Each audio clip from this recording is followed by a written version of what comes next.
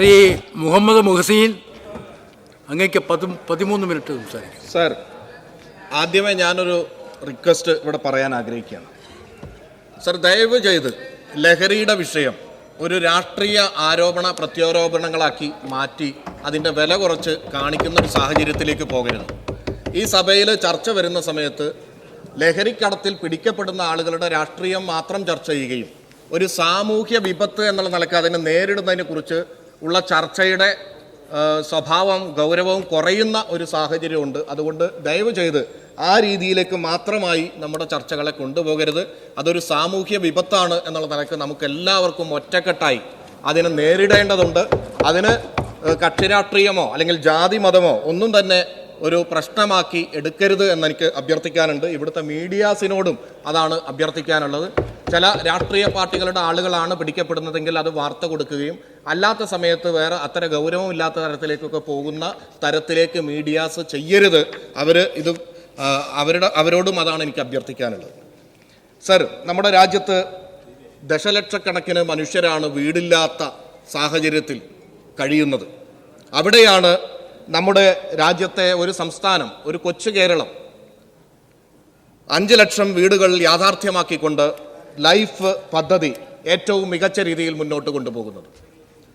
നമ്മുടെ രാജ്യത്ത് കേന്ദ്ര സർക്കാരിൻ്റെ വിഹിതം വെച്ച് നോക്കിക്കഴിഞ്ഞാൽ വളരെ കുറച്ച് വിഹിതമാണ് നമുക്ക് കിട്ടുന്നത്. ബഹുഭൂരിപക്ഷം വരുന്ന വിഹിതവും സംസ്ഥാന സർക്കാരിൻ്റെ വിഹിതം ലഭ്യമാക്കിക്കൊണ്ടാണ് ഇത്തരത്തിലൊരു മാതൃകാ പരിപാടി നമ്മൾ ലോകത്തിന് മാതൃകയായിട്ട് നടപ്പിലാക്കിക്കൊണ്ട് കാണിക്കുന്നത്.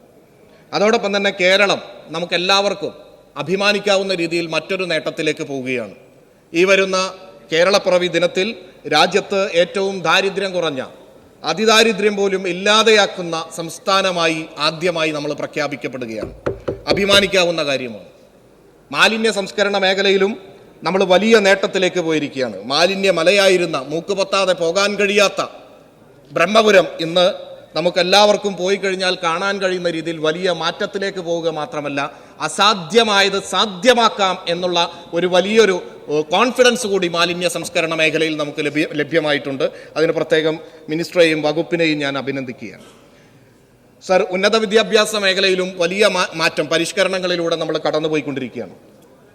നേരത്തെ ഉണ്ടായിരുന്നത് പോലെയല്ല. ഇന്ന് NIRFൻ്റെ റാങ്കിങ്ങിലും നാക്കിൻ്റെ അക്രഡിറ്റേഷനിലും ഒക്കെ തന്നെ കേരളത്തിൻ്റെ സാന്നിധ്യം വളരെ മുന്നിലായി മാറിയിട്ടുണ്ട്. അതോടൊപ്പം തന്നെ വേൾഡ് യൂണിവേഴ്സിറ്റി റാങ്കിങ്ങിൽ നേരത്തെയൊന്നും നമ്മുടെ പേരുകൾ ഉണ്ടായിരുന്നില്ലെങ്കിൽ ഇന്ന് കേരളത്തിലെ യൂണിവേഴ്സിറ്റികൾ, പ്രത്യേകിച്ച് കേരള യൂണിവേഴ്സിറ്റിയും MG യൂണിവേഴ്സിറ്റിയും ഒക്കെ തന്നെ ആ റാങ്കിങ്ങിലേക്ക് എത്തിപ്പെട്ടിട്ടുണ്ട് എന്നുള്ളതും നമുക്ക് അഭിമാനിക്കാവുന്ന കാര്യമാണ്. വലിയ പരിഷ്കരണ പ്രവർത്തനങ്ങൾ നമ്മൾ ഈ വിജ്ഞാന സമൂഹത്തിന് വേണ്ടിയിട്ടുള്ള പ്രവർത്തനങ്ങളുടെ ഭാഗമായി കൊണ്ടുകൂടി ഉന്നത വിദ്യാഭ്യാസ മേഖലയിൽ മാറ്റങ്ങൾ വരുത്തി ഗ്ലോബൽ എഡ്യൂക്കേഷൻ ഹബ്ബായിക്കൊണ്ട് കേരളം മാറാനുള്ള ശ്രമങ്ങളിലേക്ക് കടക്കുകയാണ്. ഈ ഘട്ടത്തിൽ എനിക്ക് പറയാനുള്ളത്, നമ്മുടെ കരിക്കുലം വലിയ തരത്തിലുള്ള മാറ്റങ്ങളിലൂടെ കടന്നു പോകുന്നുണ്ട്.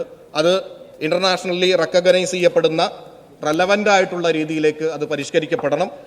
അതോടൊപ്പം തന്നെ നമ്മളെ കോഴ്സുകളും ക്രെഡിറ്റും പരസ്പരം അംഗീകരിക്കുന്ന രീതിയിലേക്ക് മാറ്റാനുള്ള ശ്രമങ്ങൾ നടക്കുമ്പോൾ തീർച്ചയായിട്ടും അത് ലോകത്ത് ഡെവലപ്ഡ് ആയിട്ടുള്ള രാജ്യങ്ങളുമായി കിടപിടിക്കുന്ന രീതിയിലേക്ക് നമുക്ക് മാറ്റി നമ്മുടെ കുട്ടികൾക്ക് അങ്ങോട്ടും അവിടെ നിന്ന് ഇങ്ങോട്ടും എക്സ്ചേഞ്ച് പ്രോഗ്രാം അടക്കമുള്ള കാര്യങ്ങളിലേക്ക് പോകാൻ കഴിയുന്ന രീതിയിലേക്ക് മാറ്റണം എന്ന് അഭ്യർത്ഥിക്കുകയാണ്. ഈ മാറ്റങ്ങളൊക്കെ ഉണ്ടാകുമ്പോൾ ഇൻഫ്രാസ്ട്രക്ചർ മേഖലയിൽ വലിയ മാറ്റം ഉണ്ടായിട്ടുണ്ട്. കരിക്കുലം മോഡേണൈസേഷൻ്റെ കാര്യത്തിൽ ഉണ്ടായിട്ടുണ്ട്. അതുപോലെ തന്നെ ഈ ഇൻഡസ്ട്രി അക്കാഡമിയായിട്ട് ബന്ധപ്പെടുത്തിക്കൊണ്ടുള്ള പാർട്ട്ണർഷിപ്പ് പരിപാടികൾ നമ്മൾ ആലോചിച്ചുകൊണ്ട് പ്രവർത്തിക്കുന്നുണ്ട്. ഇങ്ങനെ ഇൻഫ്രാസ്ട്രക്ചർ മേഖലയിലൊക്കെ വലിയ മാറ്റമാണ് ഉണ്ടായിട്ടുള്ളത്. എന്നാൽ ഈ മാറ്റത്തിനനുസരിച്ച് ഫാക്കൽറ്റി ഡെവലപ്മെൻറ്റ് നടക്കുന്നുണ്ട്.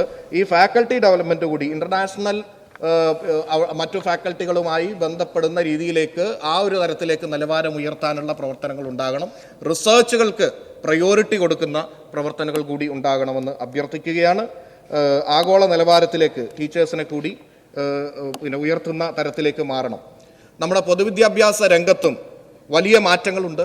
നമുക്കറിയാം, പൊതുവിദ്യാഭ്യാസ സംരക്ഷണ യജ്ഞം നമ്മുടെ രാജ്യത്തിന് മാത്രമല്ല ലോകത്തിന് മാതൃകയായിട്ടുള്ള പൊതുവിദ്യാഭ്യാസ മേഖലയിൽ ഇത്രയും ഇൻഫ്രാസ്ട്രക്ചർ ലഭ്യമായ ഒരു കാലം നമുക്കുണ്ടായിട്ടില്ല. 5 കോടി 3 കോടി 1 കോടി എന്ന് പറഞ്ഞുകൊണ്ട് നിരവധി വിദ്യാലയങ്ങൾ നമ്മുടെ സംസ്ഥാനത്ത് പൂർത്തീകരിച്ചു. ഇപ്പോൾ കൂടുതൽ വിദ്യാലയങ്ങളിലെ നിർമ്മാണങ്ങൾ നടന്നുകൊണ്ടിരിക്കുന്നു. 400-ലധികം വരുന്ന വിദ്യാലയങ്ങളിൽ ഇപ്പോൾ നിർമ്മാണം നടന്നുകൊണ്ടിരിക്കുകയാണ്. രാജ്യത്ത് ആദ്യത്തെ സമ്പൂർണ്ണമായ വിദ്യാഭ്യാസ മേഖലയിൽ ഡിജിറ്റലൈസ് ചെയ്ത സംസ്ഥാനമായി കേരളം മാറി. ഈ ഇൻഫ്രാസ്ട്രക്ചർ മേഖലയിലുള്ള കുതിപ്പിനൊപ്പം തന്നെ അക്കാദമികമായി മറ്റെല്ലാ മേഖലയിലും മാറ്റമുണ്ടാക്കുന്നതിന് വേണ്ടിയിട്ടുള്ള സമഗ്ര ഗുണമേന്മ വിദ്യാഭ്യാസ പദ്ധതിക്ക് കൂടി തുടക്കമിട്ടിരിക്കുകയാണ്.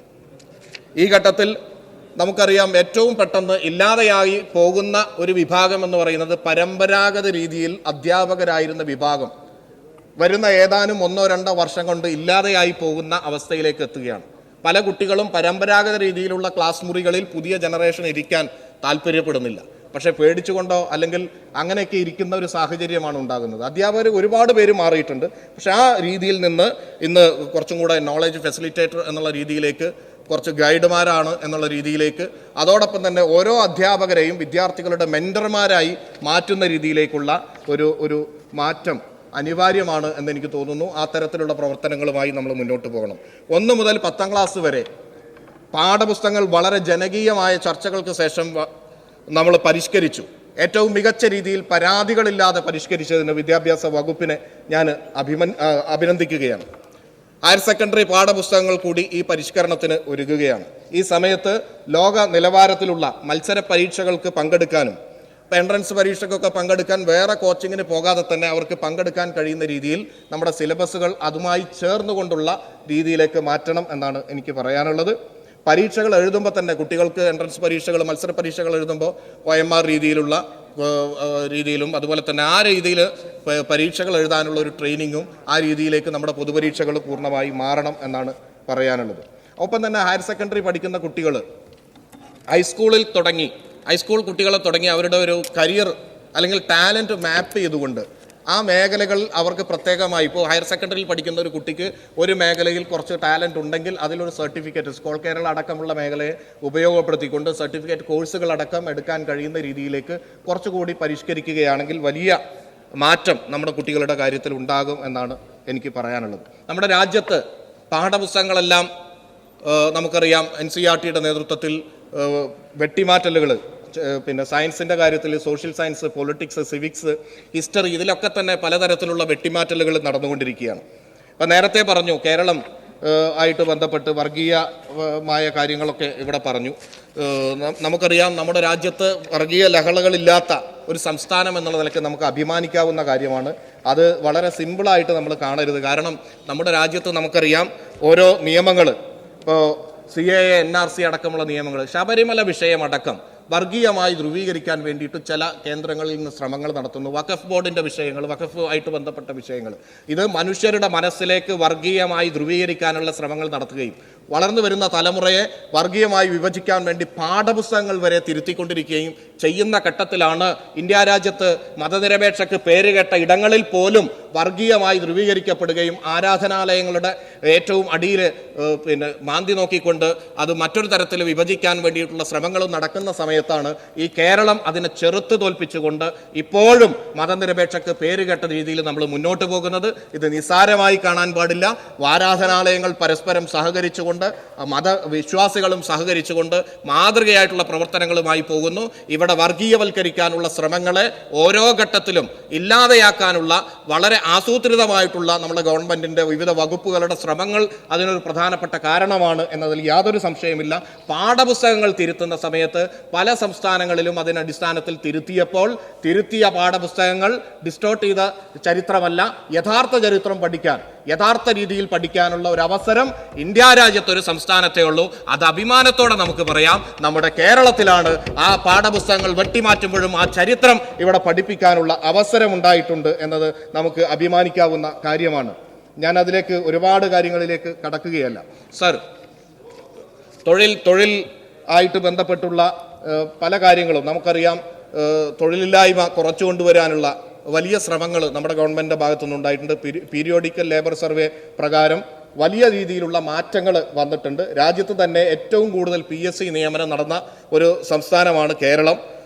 1.5 ലക്ഷത്തിലധികം വരുന്ന ആളുകൾക്ക് ഫോർമലായിട്ട് തന്നെ തൊഴിൽ PSC മുഖാന്തരം ലഭിക്കുന്ന സംവിധാനമുണ്ടായി. സംരംഭക വർഷം അടക്കമുള്ള പദ്ധതികളിലൂടെ നിരവധി പേർക്ക് ഇൻഫോർമൽ അടക്കമുള്ള മേഖലകളിൽ ജോലി കിട്ടിയിട്ടുണ്ട്.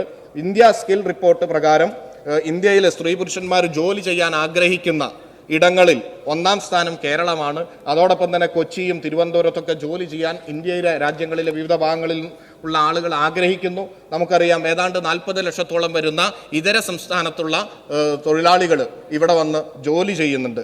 ഇങ്ങനെയുള്ള ഒരു സാഹചര്യമൊക്കെ ഉണ്ടെങ്കിലും എന്തുകൊണ്ടാണ് കേരളത്തിലെ വിദ്യാർത്ഥികൾ പുറത്തു പോയി ജോലി ചെയ്യാൻ ആഗ്രഹിക്കുന്നത്? ഒരു വലിയൊരു വിഭാഗം എന്നതിനെക്കുറിച്ച് നമ്മൾ ചിന്തിക്കേണ്ടതുണ്ട്. എനിക്ക് അഭ്യർത്ഥിക്കാനുള്ളത് ഒരു കമ്മീഷനെ വെച്ചുകൊണ്ട് അത് പഠിക്കണം എന്നുള്ളതാണ്. കാരണം ഇന്ത്യ രാജ്യത്ത് നമുക്കറിയാം ഏറ്റവും നന്നായി ജോലി ചെയ്യാൻ കഴിയുന്ന, ഏറ്റവും കൂടുതൽ വേജുള്ള സംസ്ഥാനം കൂടിയായിട്ട് പോലും ഈ ബ്ലൂ കോളർ ജോബ് അടക്കമുള്ള കാര്യങ്ങളിൽ നമുക്ക് കുറച്ചും കൂടെ ഡിഗ്നിറ്റി ഉണ്ടാവുന്നില്ല എന്നുള്ളൊരു തോന്നലാണ്. അതോടൊപ്പം തന്നെ നമ്മുടെ ക്ഷേമനിധികൾ കാലത്തിനനുസരിച്ച് പരിഷ്കരിക്കേണ്ടതുണ്ട്. കുറച്ചുകൂടെ ഇപ്പോൾ ഈ വർക്കിംഗ് അവേഴ്സ് ആക്കിയിട്ട് മാറ്റണം. അതോടൊപ്പം തന്നെ അവർക്ക് ട്രെയിനിങ് കൊടുക്കണം. അതുപോലെ ക്ഷേമനിധികൾ പ്രകാരം നമുക്കറിയാം നമ്മുടെ രാജ്യത്ത് ഇപ്പോൾ നമ്മുടെ രാജ്യത്ത് മറ്റു സംസ്ഥാനങ്ങളെ കുറിച്ചല്ല, ഇവിടുത്തെ youngsters they are not comparing with any other states, they are comparing with other countries. മറ്റു രാജ്യങ്ങളിൽ കുറച്ചുകൂടെ നല്ല സൗകര്യങ്ങളുണ്ട്, നല്ല സംവിധാനങ്ങളുണ്ട് എന്ന തോന്നലാണ്. ആ സൗകര്യം നമ്മുടെ ആരോഗ്യ ഇൻഷുറൻസ് അടക്കം ഇപ്പോൾ നമ്മുടെ ക്ഷേമനിധിയിലെ പ്രവർത്തനങ്ങൾ തന്നെ കുറച്ചും കൂടെ ആകർഷകമാക്കി കഴിഞ്ഞാൽ, കുറച്ചും കൂടെ നല്ല രീതിയിലേക്ക് മാറ്റിക്കഴിഞ്ഞാൽ ഇവിടെ ജോലി ചെയ്യാനുള്ള രീതിയിലേക്ക് ആളുകൾക്ക് മാറാൻ കഴിയും. അതോടൊപ്പം തന്നെ മാനുവൽ ജോബുകൾ ചെയ്യുന്നവർക്ക് അതിനുള്ള ഒരു ഡിഗ്നിറ്റി വർദ്ധിപ്പിക്കാനുള്ള ക്യാമ്പയിനുകൾ, അവാർഡുകൾ, സക്സസ് സ്റ്റോറീസ് അങ്ങനെയുള്ള കാര്യങ്ങൾ ചെയ്യേണ്ടതുണ്ട്. അവർക്ക് പെൻഷൻ അത് കൃത്യസമയത്ത് ഉറപ്പാക്കാനുള്ള പ്രവർത്തനങ്ങൾ, ഇങ്ങനെ തുടങ്ങി നിരവധിയായിട്ടുള്ള കാര്യങ്ങൾ ചെയ്യേണ്ടതുണ്ട്. ഞാൻ അവസാനമായി സ്പോർട്സ് മേഖലയെക്കുറി പറയാൻ ആഗ്രഹിക്കുകയാണ്. ഈ ലഹരിക്കെതിരായിട്ട് ഒരുപാട് ക്ലാസ് എടുത്തതുകൊണ്ട് ലഹരി വേണ്ട എന്ന് പറഞ്ഞാൽ എന്താ ഒന്ന് രുചിച്ച് നോക്കിക്കൂടെ എന്നൊരു തോന്നലാണ് കുട്ടികൾക്ക് ഉണ്ടാവുക. അപ്പോൾ അതിനെ ഡയറക്റ്റായിട്ട് അങ്ങനെ മാത്രം അഡ്രസ്സ് ചെയ്താൽ പോരാ. ഈ ലഹരിക്കെതിരായിട്ടുള്ള ഏറ്റവും പ്രധാനപ്പെട്ട ഒരു പങ്ക് വഹിക്കാൻ, അതുപോലെ തന്നെ നമ്മുടെ നാട്ടിലെ ഒരുപാട് ജീവിതശൈലി രോഗങ്ങൾക്ക് പ്രതിരോധം തീർക്കാൻ പറ്റുന്ന മേഖല എന്ന് പറയുന്നത് സ്പോർട്സാണ്. ഇപ്പം നമുക്കറിയാം നമ്മുടെ ഗവൺമെൻറ് തന്നെ നയപ്രകാരം ഒരു ഗ്രാമത്തിൽ, ഒരു പഞ്ചായത്തിൽ ഒരു കളിക്കളം എന്നുള്ള നിലക്കുള്ള പ്രവർത്തനങ്ങൾ നടന്നുകൊണ്ടിരിക്കുകയാണ്. ആ പ്രവർത്തനങ്ങളുടെ കൂടെ തന്നെ ഓരോ വാർഡുകളിലും എന്തെങ്കിലും തരത്തിൽ കളിക്കാൻ കഴിയുന്ന ഒരു സംവിധാനം എല്ലാ വാർഡുകളിലും ഉണ്ടാകണം. സ്കൂൾ ഗ്രൗണ്ടുകൾ നവീകരിച്ചുകൊണ്ട് പുറമേയുള്ള ആളുകൾക്ക് കൂടി കളിക്കാൻ കൊടുക്കാൻ കഴിയുന്ന, അല്ലെങ്കിൽ അതിനുള്ള സൗകര്യങ്ങൾ ക്ലബ്ബുകളുമായി ചേർന്ന് കൊടുക്കാൻ കഴിയുന്ന സൗകര്യം ഉണ്ടാകണം. കൂട്ടത്തിൽ ഏറ്റവും പ്രധാനമായിട്ടും പറയാനുള്ളത് സ്പോർട്സ് വകുപ്പിന് ഇപ്പോൾ അനുവദിച്ച ഫണ്ടുകൾ യാതൊരു തരത്തിലും അത് വെട്ടിക്കുറക്കലുകളില്ലാതെ വളരെ വേഗത്തിൽ സമയബന്ധിതമായി അത് പൂർത്തീകരിക്കാൻ കഴിയണം. സ്പോർട്സ് കൗൺസിലിൻ്റെ തന്നെ നേതൃത്വത്തിലുള്ള ഏജൻസിയാണ് ഇപ്പോൾ എല്ലാ ഗ്രൗണ്ടുകളും എടുത്തിട്ടുള്ളത്. പറ്റുകയാണെങ്കിൽ ജില്ലാതലത്തിൽ MLA-മാർക്ക് കൂടി തെരഞ്ഞെടുത്തുകൊണ്ട് ഗ്രൗണ്ടുകൾ ഏജൻസികളെ തീരുമാനിക്കാൻ കഴിഞ്ഞാൽ, ഒരൊറ്റ ഏജൻസി എല്ലാ കേരളത്തിലെ ഗ്രൗണ്ടുകളും എടുക്കുന്ന സമയത്ത് സമയബന്ധിതമായി തീർക്കാൻ ബുദ്ധിമുട്ടാവും. അപ്പോൾ അതുകൊണ്ട് അങ്ങനെയുള്ള ഒരു സംവിധാനം കൂടി ചെയ്തു തന്നു കഴിഞ്ഞാൽ സമയബന്ധിതമായി നമുക്കത് പൂർത്തീകരിക്കാൻ പറ്റും. അപ്പോൾ അതിന് വേണ്ടിയിട്ടുള്ള ഒരു സംവിധാനം കൂടി ഉണ്ടാവണം. എക്സൈസ് ഡിപ്പാർട്ട്മെൻറ്റ് വളരെ നന്നായി പ്രവർത്തിക്കുന്നുണ്ട്. പക്ഷേ പലപ്പോഴും ആളുകളുടെ കുറവും സംവിധാനങ്ങളുടെ കുറവുണ്ട്. പട്ടാമ്പിയിൽ താലൂക്ക് മിനിസ്റ്ററുടെ കൂടി ഏരിയയാണ്. അവിടെ താലൂക്ക് ആസ്ഥാനത്ത് ഒരു സർക്കിൾ ഓഫീസ് ഉണ്ടാക്കാനും അതിന് വേണ്ട സംവിധാനങ്ങൾ ഉണ്ടാകണമെന്ന് അഭ്യർത്ഥിച്ചുകൊണ്ട് ഞാൻ ഈ ധനാഭ്യർത്ഥനകളെ പിന്തുണച്ചുകൊണ്ട് നിർത്തുന്നു.